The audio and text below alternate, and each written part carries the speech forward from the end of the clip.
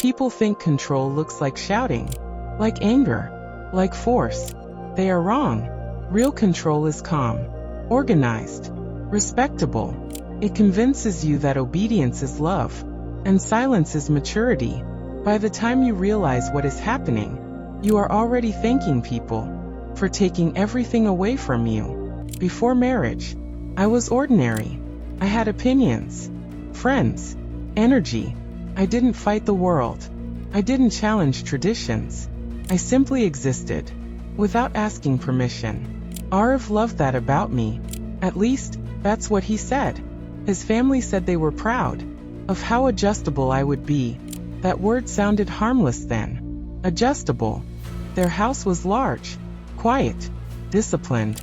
Every object had a place. Every person had a role. I noticed something immediately. No one argued openly. Disapproval lived in silence. His mother corrected me gently. Not like that. In our house we prefer this. You'll learn. Arif smiled and said, just give it time. Time did not help. Time trained me. They never accused me. They described me. Modern. Sensitive. Independent-minded. These words were spoken softly, like symptoms of a condition. Whenever I spoke confidently, his mother smiled and said, "You're very modern, Beta." Arif repeated it later. You don't need to react. You should learn when to stay quiet. It's not worth the drama. I didn't know silence could be taught.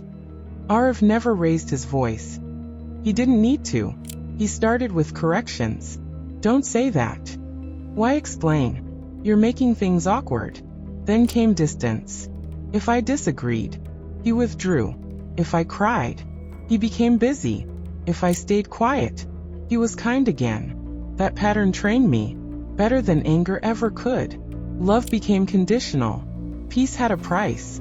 They worked together. Quietly. His mother planted doubts. His father normalized them. Arif delivered them gently. They don't mean harm. They're older. You're educated, understand. Understanding always meant surrender. No one asked how I felt. They only watched how I behaved.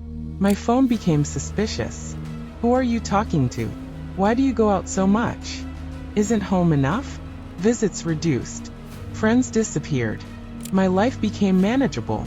Smaller. Quieter. Predictable. And when I obeyed, everyone relaxed. See, she's improving. When I stopped sleeping, they said I was thinking too much. When I lost weight, they said I was careless. When I fainted, they said I was weak. Arif told me to rest, but not to worry his parents. Even concern had rules. Even pain needed permission. One night, I told Arif I felt invisible. He listened calmly. Then he said, "You weren't like this before marriage." I understood instantly. He didn't mean sad. He meant less obedient. I wasn't failing emotionally. I was failing structurally. I left one morning. No argument. No querí. Just emptiness. Arif didn't stop me. People say he tried. Months later, he married someone else. They say she's perfect. I believe them. Because in that house, perfection means never reminding anyone that you are a person. Not all cages have locks. Some are built with patience, politeness, and people who call control love. And the most dangerous men are not the angry ones.